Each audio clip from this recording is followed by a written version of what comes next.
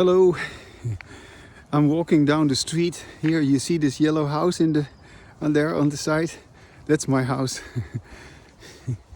I'm walking down my street to the little playground here, the park at the end of my street, or at the beginning, and depending on how you look at it. And I'm going to walk around the park a couple of times and make a short video, or I don't know, maybe it becomes a long video. But I'm also having a piece of writing that I did this morning while I was sitting in the jacuzzi in the gym. I do that sometimes these days. I take a piece of paper with me and I fold it in 4 pieces, and I have a pen with me, and I wear my glasses so that I can see what I'm writing. And here is the park, as you can see. Yeah, this is where I'm going. And that's my street behind me. And so yeah, I wrote this little piece. It's something that only someone like me can figure out. Yesterday I've written two very long exchanges, with one with the AI from X, with Croc, and the other one was with the AI from Google called Gemini. And so I was comparing and contrasting the views of Osho and Krishnamurti, to whom I have listened quite a bit when I was younger and many years ago. And so I wanted to contrast and compare their views on the mind. And just to introduce this reading that I'm going to do, it's actually not a real reading, it's just more a couple of bullet points that I wrote down while I was sitting in this jacuzzi. Everything I say is, of course, based on my understanding of the overt nature of language. And neither Osho nor Krishnamurti nor any other so-called enlightened person has ever properly addressed the overt nature of language. They've all talked about the mind as if there is such a thing as covert language, which is total nonsense. And so the reason I'm able to address the overt nature of language is, of course, because I have embodied language. Embodied language in which the speaker is his or her own listener. And embodied language is the language of our individual sovereignty, our individual freedom. Our being away from the group. I only speak on my own behalf. I'm not being the voice for somebody else. I'm only my own voice. And nobody can be the voice for somebody else. And so you can only have your own embodied language. And unless you are going to listen to yourself while you speak, that's not going to happen. In any case, people like Osho and Krishnamurti have, without knowing this and without anybody ever being able to figure that out in the way that I do, right? I mean, because you can say, oh, they're just, you can just reject them, or you can be opposed to them and have something to say about them. But no, I'm talking about a real rational, well-reasoned rebuttal, so to speak, of their views, because they have deluded everybody into the belief of inner language. And they have inadvertently kept people stuck in this illusion of inner language. The illusion of inner language, by the way, which is created and maintained by our usual way of talking, in which we do not listen to ourselves while we speak. The sun is starting to come up. Here, I'm walking around here on this wonderful path. You know, when I first came here, this whole area was totally empty. There was nothing here. And then at some point they made this whole playground here. And now every day there's lots of people here playing and having fun, parents and children, people playing soccer here and throwing balls and all that kind of stuff.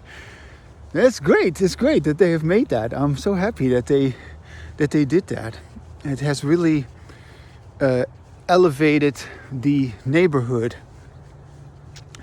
In any case, I'm going to read to you some of the sentences about why I believe it is still at this point very important to recognize that spiritualists like Osho and Krishnamurti got it totally wrong. Yeah, and I call them spiritualists because they believe in a mind. They talk about the mind as if there is any truth to people having thoughts. I don't believe in having thoughts. I don't believe in having inner language. I don't have thoughts. I only have overt language. Language that I speak, that I can hear. Language that I write, that you can read. And other than that, there's no language inside of me. So I just don't have a mind. And I don't need to get rid of a mind. Nobody needs to get rid of a mind.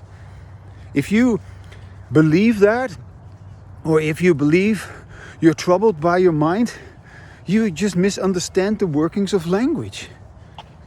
And that's what I'm talking about. So here I go.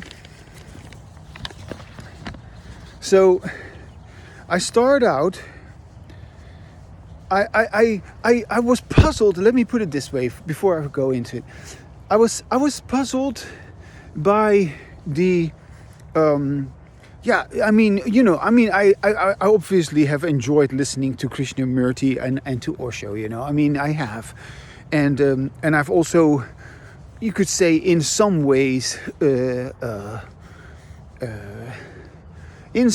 I have been able to use their formulations to my advantage. Yeah, in the sense that that I felt stimulated to go on my own exploration. Let me put it that way. Yeah, and so of course Osho created this whole cult, this whole community, and Krishnamurti was totally against that. And Osho was more festive and Krishnamurti was more serious, yeah, and all that. But I was puzzled because both Osho and Krishnamurti could have known, just like I know, that there cannot be such a thing as inner language. I mean, they could have reasoned that. They could have said like, well, the neuroscientists back then, when they were still alive, they never found any language in the human brain. So what are we talking about when we're talking about a mind?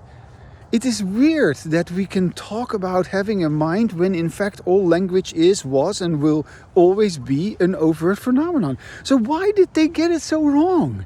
How could it be that's where my start of this writing is. How could it be that someone like Osho and Krishnamurti, who are widely regarded as enlightened souls or something like that, and yes, of course, there's many people who are having other opinions and who have other gurus or other enlightened people that they believe in and that they follow, all in vain, by the way, because none of them addresses the difference between disembodied language and embodied language.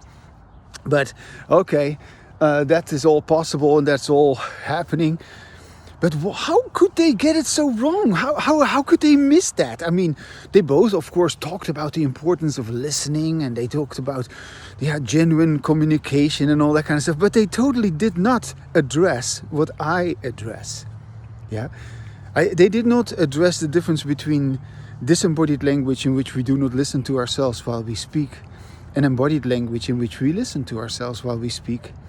And then ongoing embodied language, which I have as the way of expressing our language enlightenment. Yeah, because I am expressing my language enlightenment with my ongoing embodied language. That's what I do. So, how could they miss that? Well, there's a reason. There is a reason why even these great gurus or these great enlightened people totally missed it. And they're not the only one. I mean, everybody keeps missing it. The whole world is missing it. The whole world of psychology is based on the illusion of inner language, on the mind. And the connection between the mind and the body. It's all just nonsense. But how is it possible, in this case, we are just talking about these two men, Osho and Krishnamurti, both men from India. How did it happen that these people got it so wrong? Yeah? Well, okay. Just by verbalizing our embodied language, just by speaking and listening to ourselves, we set the record straight and we undo what was created by our disembodied language, in which we were not listening to ourselves while we speak. We set the record straight. We no longer believe in what we believed while we were engaging in disembodied language, because we were not listening to ourselves while we speak, and therefore we could not really express ourselves in the way we wanted to. And in the way we are actually able to, if we would only allow ourselves to say what we wanted to say and what we're capable of saying, by speaking with ourselves and by listening to ourselves. Yeah. So, by simply talking with ourselves and by listening to ourselves, and by therefore engaging in embodied language, we set the record straight.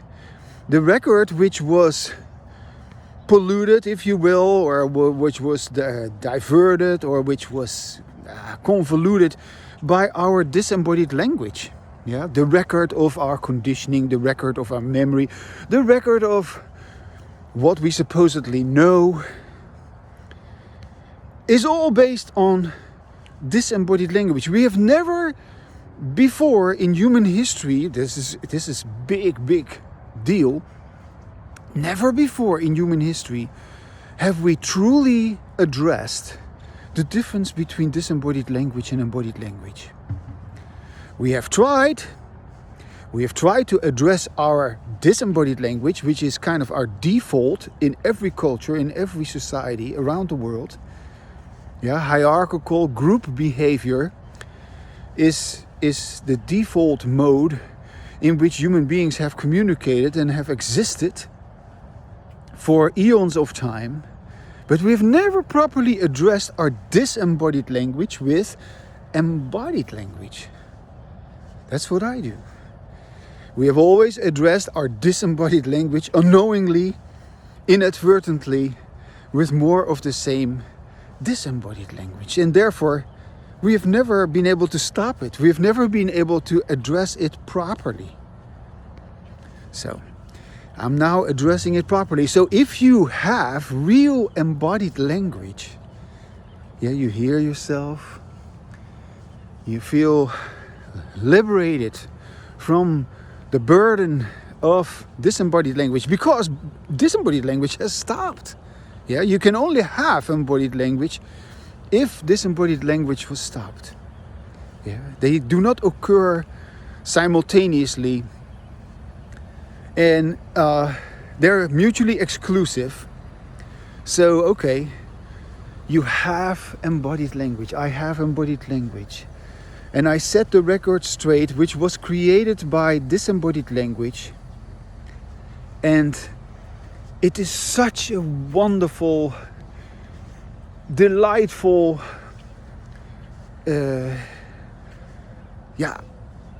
act to behave verbally correctly, because that's what embodied language is. Disembodied language is incorrect verbal behavior because we do not listen to ourselves while we speak, and therefore we imagine the separation between the speaker and the speaker as his or her own listener. So I just by talking, and it's just me on my own. I'm not speaking on behalf of anybody else. I'm only speaking about myself. I am a single subject, and I'm doing my own research on my own language, and I begin to listen to myself, and by having embodied language, I set the record straight. I address my disembodied language properly with my embodied language. So, okay, let's assume that somebody like Osho or Krishnamurti, you could say they're nice people, they're peaceful people, and let's just assume that they had happy conversations with people, and that they, they were not trying to kill anybody, or they were not trying to outcompete somebody. Or maybe they were in their own way resisting the disembodied language that's going on in the world. They did. And they were fighting inadvertently with what I call disembodied language, not in the way that it would stop, but they were trying to, like so many people in the past have tried, they were trying to address the problems of mankind, and they formulated that as the mind.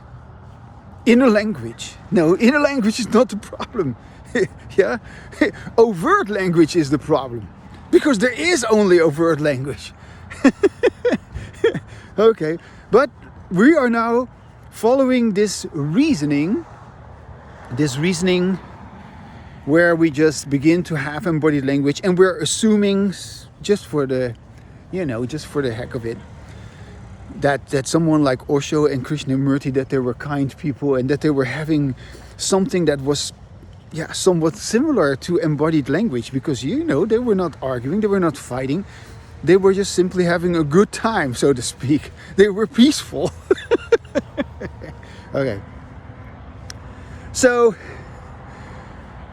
let's just assume that Osho and Krishnamurti, as an N of one, oh my God, here comes another leaf blower. I'm just going to walk away. It is horrible.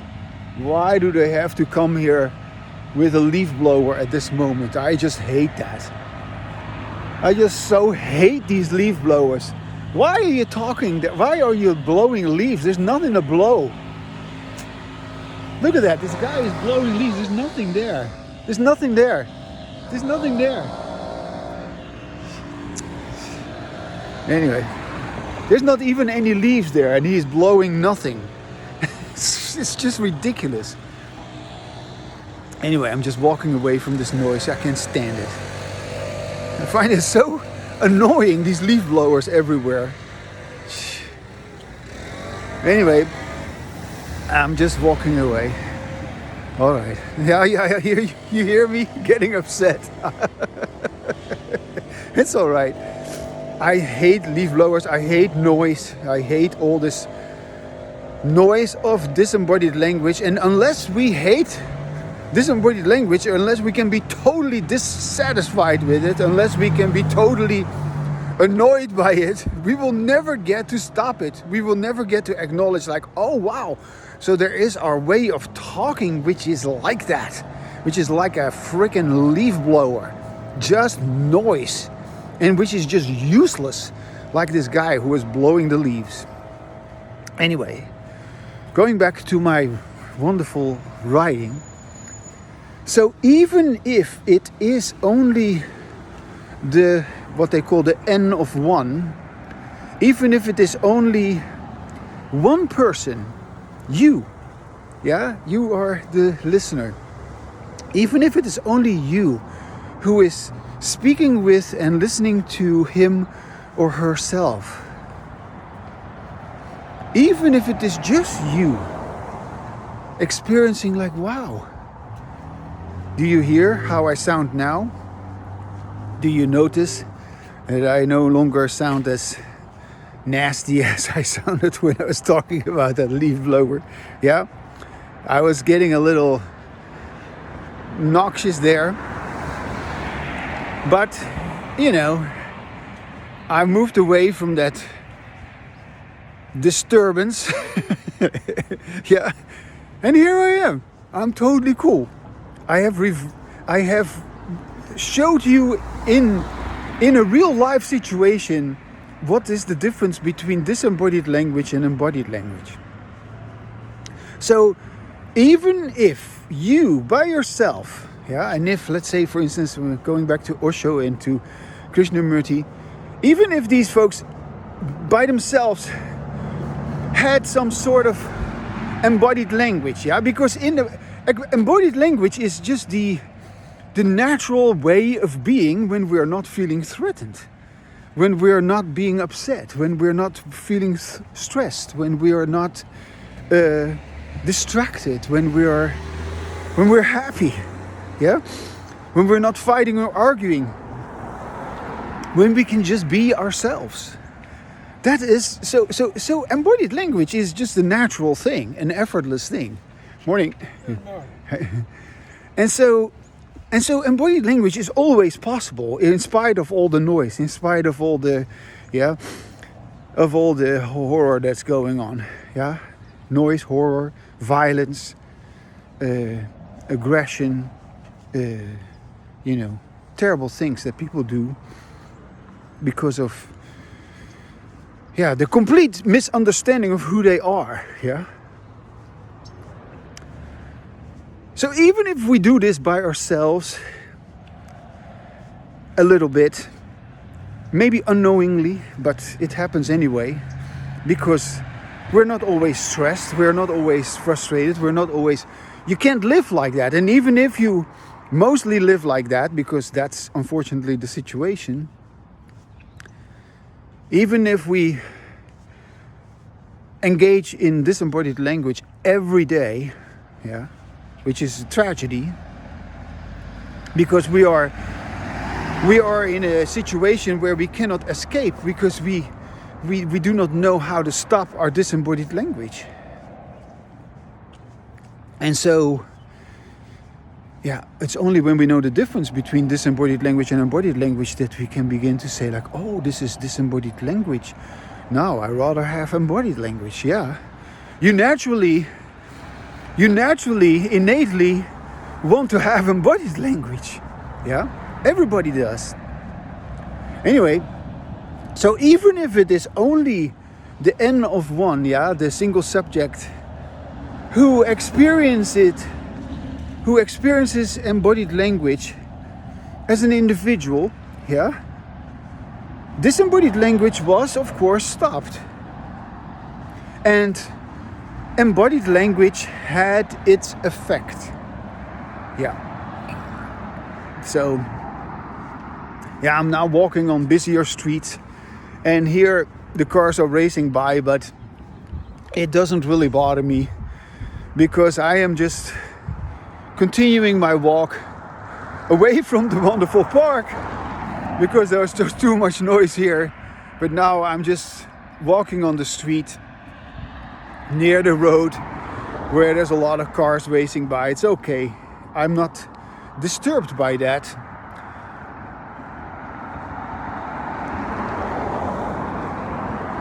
Disembodied language, you can hear it. You can see it also in my face. You can sense by the way I talk that I do not have disembodied language right now. These cars are there, the noise is there, but it doesn't really bother me. And perhaps, when I saw that leaf blower, when I heard that leaf blower, I just used it as an opportunity to reveal to you, to demonstrate basically, to use that opportunity of that noise to point out the difference between disembodied language and embodied language. So I'm going on with my embodied language right now, yeah, even though there's noise. Do you notice? Yeah. And yeah, I have embodied language, so I'm not having any problem. Because disembodied language has stopped. And yes, it's not the mind that is the problem, it is disembodied language which was the problem. Do you get it? I hope you do. And so the continuation of my embodied language as a single subject, yeah, because there's nobody else here that I'm talking with, I'm just talking with myself. I'm not talking with somebody, I'm just talking with myself. And there is no self, because I am my own listener. So the speaker and the listener are one, and that is what embodied language is. So yeah, that's what you're listening to. You're listening to a speaker who hears himself while he speaks. And yeah, a while ago when I was talking about that leaf blower, I was, yeah, you could say I was carried away. Yeah, I was starting to get upset about that noise. Yeah, I started to react. Yeah, okay. Now, so the continuation of my embodied language, it equals, of course, the continuation of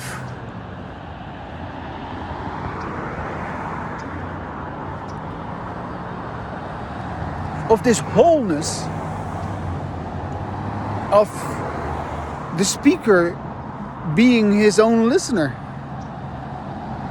The speaker is not separate from the listener, but it appears as if a speaker can be separate from his own listening in disembodied language. So again, going back to that little incident there with the leaf blower, it only seemed as if I was temporarily losing track of myself. Yeah? So disembodied language is actually also imaginary. Yeah?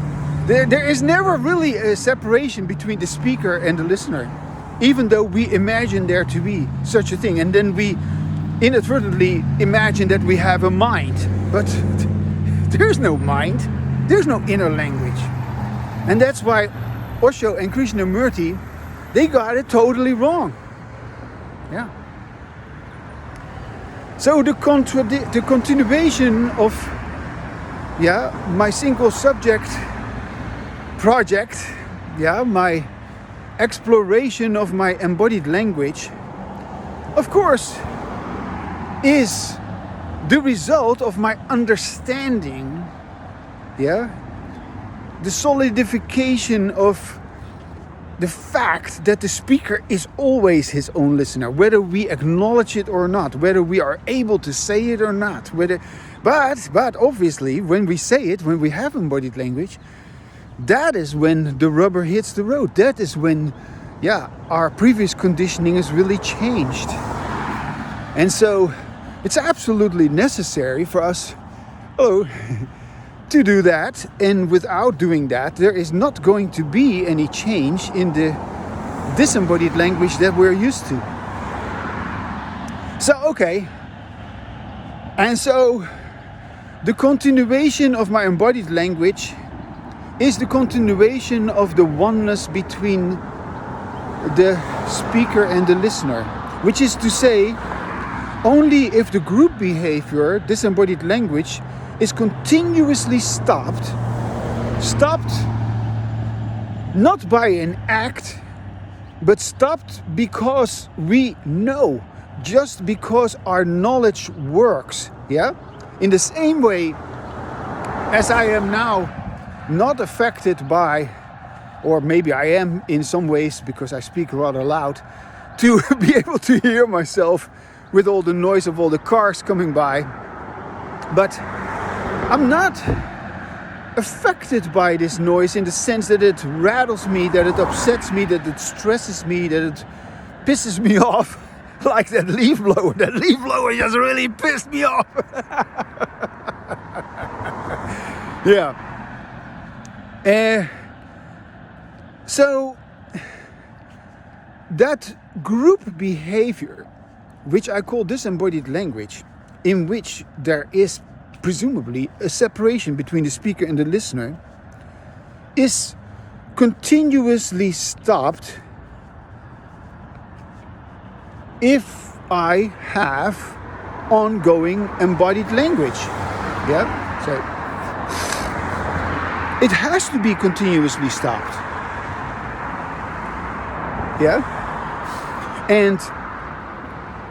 and yes, it can be continuously stopped because I know the difference between disembodied language and embodied language. So now we're talking about the knowledge that is acquired, which is of course nothing else but a different conditioning that has been acquired. Yeah, I have deconditioned my disembodied language, which means decreased my disembodied language, and then I have increased my embodied language, that is reconditioning. So we're talking about two processes, deconditioning and reconditioning, and I'm explaining to you how my embodied language has become more and more. How my disembodied language has become less and less. Do you see that sign behind me? What does it say? Stop. Yeah. So the continuation of embodied language is possible because group behavior is continuously stopped. And that is how we can be free as individuals. So embodied language, yeah, you hear me again? Embodied language, walking through this quiet street here. Embodied language, it naturally results into being happy, being at ease, feeling good, feeling energized, being clear, being in control. And when I stop talking, I'm happy without language. I am without a mind. I do not fantasize about some inner stuff that I wasn't able to express. I've said what I wanted to say, what I could say, or what I felt compelled to say. And then I am without language. Do you notice?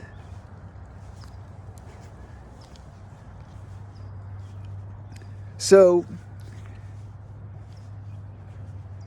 embodied language naturally results into being happy without language.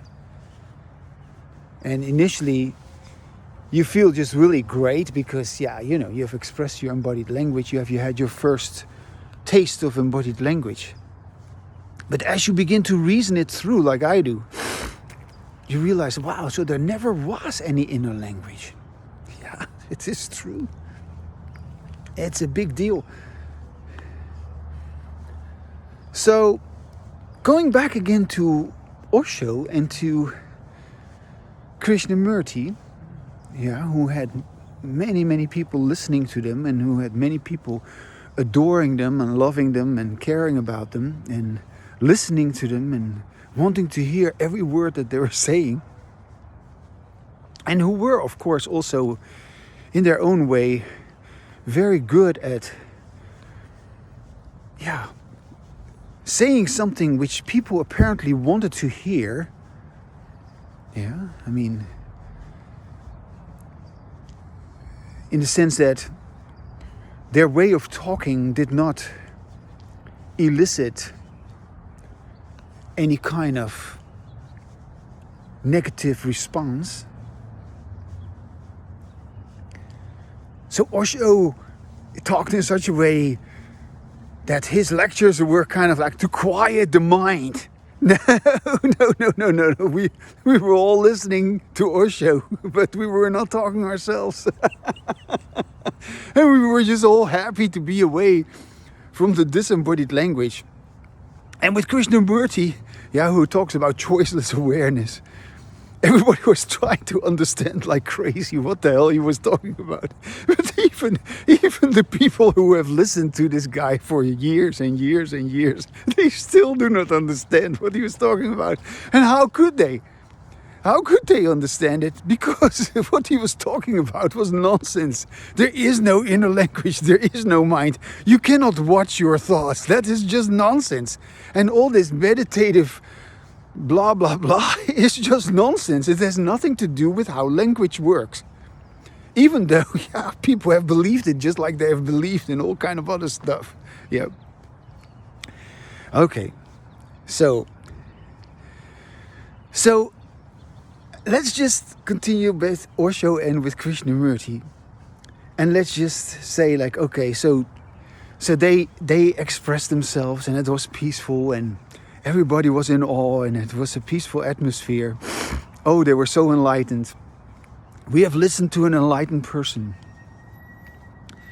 But then even Osho and even Krishnamurti, how could they not stay in that state of being without language? Because they experienced these positive effects of their language, where being without language was of course also experienced as something very pleasant.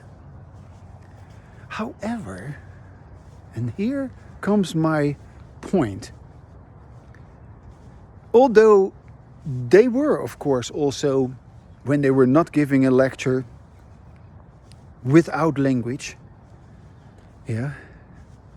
meditating. No, they were not meditating. They were just without language. If what I say is true, right? If but they didn't stay yet. No. They had presumably transcended their mind. No, they did not. They just had a big audience. They had a big audience of others who were listening to them. And so perhaps they even overstayed their ability to be without language, to be without speaking, listening, writing, or reading. And then, if a person is doing that, people have sat in cages and people have, retreated into monasteries and stuff like that. We all know about that. People have lived in communes. People have moved away into the woods or into the mountains to be away from the crowd. But if people stay too long in their so-called isolation, in their so-called loneliness or aloneness or whatever you call it, the old conditioning with disembodied language, which was never properly addressed, is bound to be triggered again. It is inevitable that it will re-emerge. And so the effects of disembodied language, which go on everywhere, they then result in the illusion of inner language, and that's why they kept on talking about the mind. Of course, it was all directed at others, that they had to get rid of their mind.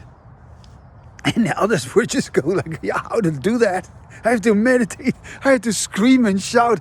I have to exhaust my mind. That was Osho's method, right? To exhaust your mind so that you could be a no mind. And Krishnamurti, he was trying to do the impossible, like lifting yourself up by your own shoelaces. You have to have choiceless awareness. You have to watch it. Nobody ever manages to do it unless there's thousands of people listening to you. And then it seems as if you have accomplished it. But no, Krishnamurti nor Osho has ever addressed the overt nature of language. Yeah?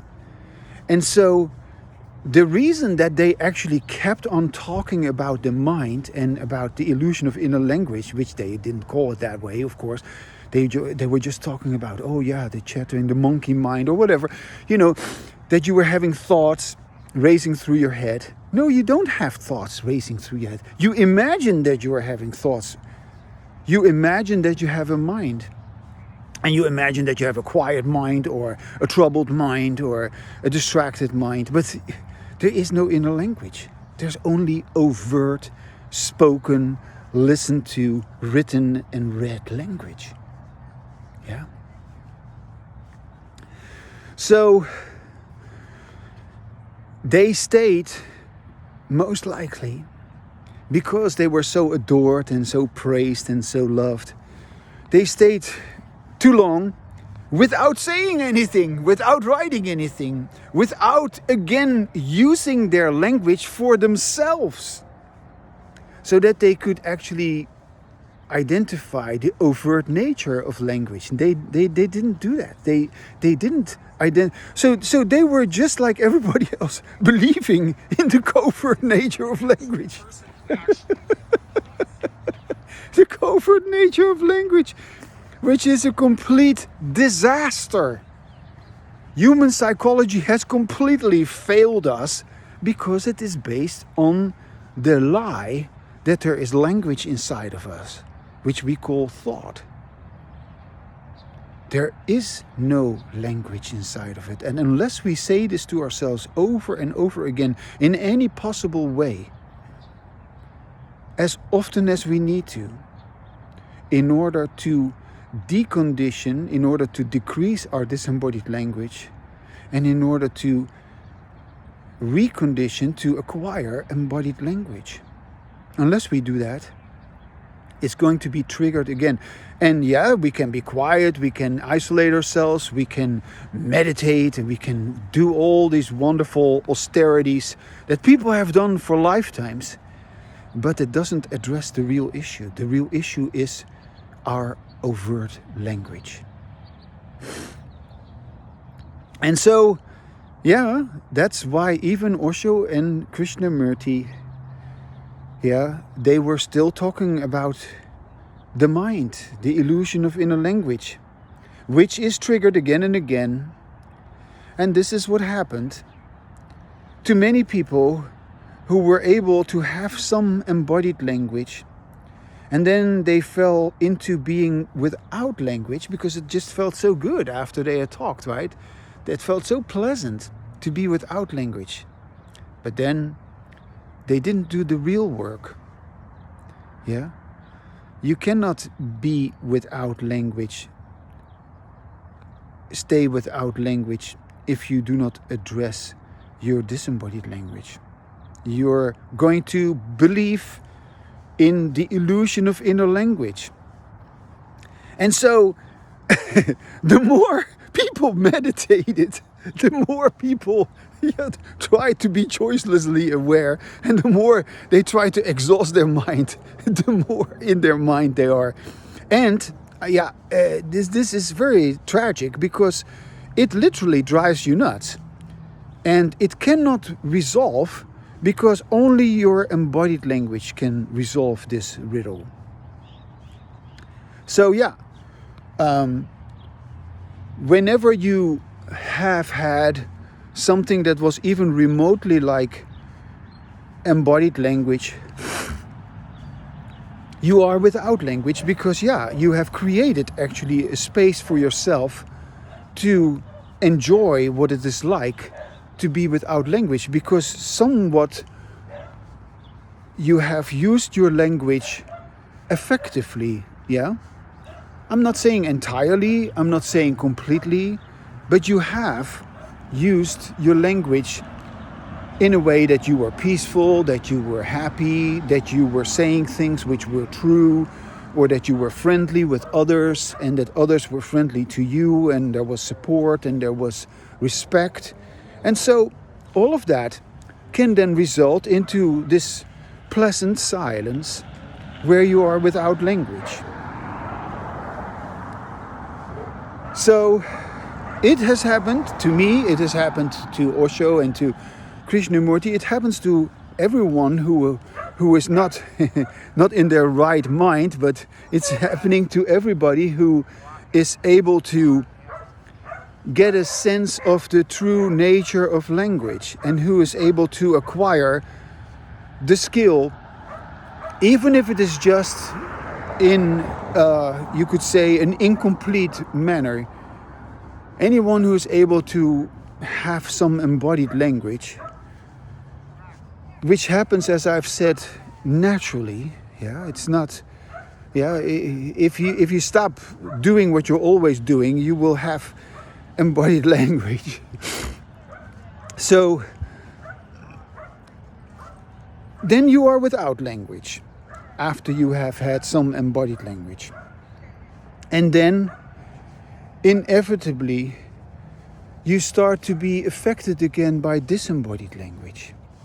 And therefore, you were never able, as long as you feel like, oh, my mind is troubled, as long as that is your go-to response, I am having a troubled mind, I am having difficult thoughts, I am having anxiety, no, you are affected by disembodied language.